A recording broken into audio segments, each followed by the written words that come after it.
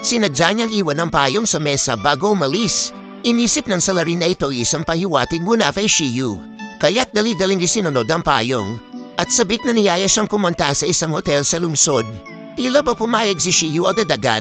Ngunit binago niya ang tangkuhan sa bahay sa gilid ng bundok. Habang ang salarin ay paalon-alon sa bisikleta palabas ng bayan. Sa palang siya nagmaneho at humabol. At isinafay ito sa passenger seat. Habang pinagmamasdan ng maniakis na itsura nito, maalaga siyang nagabot ng espesyal na inumin. Masarap pala, gawa ko yan na pampasigla. Wala pang ilang sandali, nahilo at nanlabo ang kanyang isipan. Pero pilit pa rin siyang tumulong magpasok ng plastic sheet sa loob ng bahay. Pagkatapos ay sinubupanggapangin si Shiyu.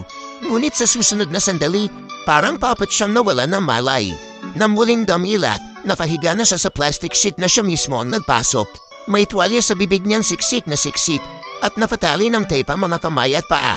Ayos lang yan, hindi pa rin alam ng salarin na ang inosenteng doktora sa harap niya ay isa palang baliw. Sino man manggahas sa kanya, kahit isang tubo lang ng swero, kayang-kaya niyang patayin.